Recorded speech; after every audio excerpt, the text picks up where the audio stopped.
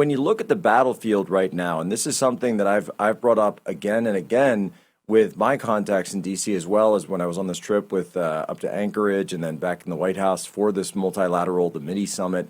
The military situation on the battlefield, it's favoring the Russians at this point. And so when we're talking about this deal, I think everyone needs to remember that the Russians either have to agree or disagree. And right now, there's a lot of people to the right of where Putin is right now in the Kremlin saying, why make a deal at all? Why not just keep going, take Odessa, work our way up the river to Kiev, and just be done with the whole thing? Because we've had deals, we've had Minsk Accords and Budapest agreements and memorandums, and they never seem to be followed. So why not just go for the whole thing? And it seems to me that it's easier for the Russians to walk away right now than it is for us, and they seem more willing to.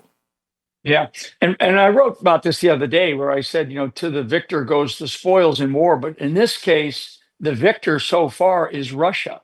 And so you're exactly right to raise this issue, because the Russians may not hold the moral high ground, but they hold the ground. And they're in a much better posture militarily than the Ukrainian military. Now, when you talk about an array of forces, when you look at the size and scale and capabilities of the Russian military compared to the Ukrainian military is much different. And despite all of the potential equipment sales and provisions that have been given to the Ukrainians, they are running out of fighting age males because of the number of losses that they have had, and frankly, the defections. And what's one of the indicators that you look for from a military intelligence perspective? You look at the morale and inside of the opposing force that you're facing. And I can tell you the morale inside the Ukrainian military is not high. And the fact that they're now having to force much older men, in this case 60-year-olds and above, to come into the military to be able to fight on the front lines. So I don't know if Russia has the ambition. There are probably some on the far right in Russia, far right of Putin, and that means really far right, that want to go and take over Kyiv and all of Ukraine. But I actually think that there is a group around Putin that says, look, we hold this ground right now. We're in a really strong negotiating position. We want to maintain what we have and basically hold what we have and keep that as our strategy, and not necessarily threaten all of Europe, which the Russians don't have the capability to do that. So anybody that says, well, NATO's worried about Russia attacking across the plains of Europe, that's not the Warsaw Pact anymore. They do not have the rear end, the capacity, the capability to do that. They have barely the capability to do what they're doing in Ukraine, but they hold the ground right now. And you use the term Odessian knot. That people need to pay really close attention, because Odessa, Crimea, and the Black Sea are parts of this deal that Russia desperately needs, because there is an economic angle to this war. That's where President Trump. Well, I've said for a long time, and maybe this may be my bias as a Navy guy, but when I look at the port city of Odessa, the Dardanelles Strait, the mouth to the Black Sea, I say this is everything. This is everything right here. It is probably the most strategic point that the Russians have ever held.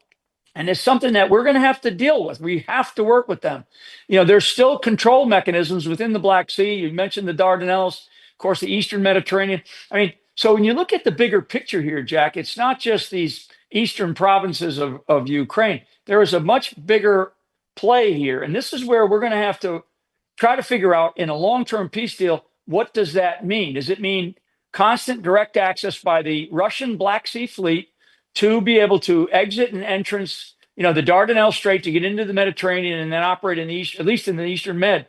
They have not been able to do that for a long, long time. And they only started to do that back around, probably 10 years ago, when they brought their Black Sea fleet out to actually support our operations against ISIS in Syria, when the United States of America and the U.S. military and Russian forces were working together. That was at the tail end of really actually it was probably the middle of the Obama administration. So there's so much history here that we have to, in recent history, that we have to understand.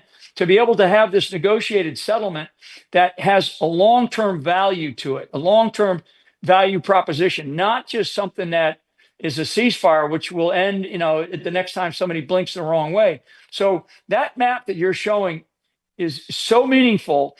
And I do know that there's some other things that are going to be in play here. I love the fact, and let me just throw this in because it matters. Trump's pressure on Venezuela right now. Okay. Russia has a long-term, and they have sites inside of Venezuela. Venezuela is right off of our borders here, folks. So this pressure that Trump is providing against Venezuela right now matters to these negotiations. This is why when people talk about 3D, 4D, 5D chess, Trump is a master at this, and he's got levers of power and levers of authority that he's able to exert when he goes in to bring these two presidents together.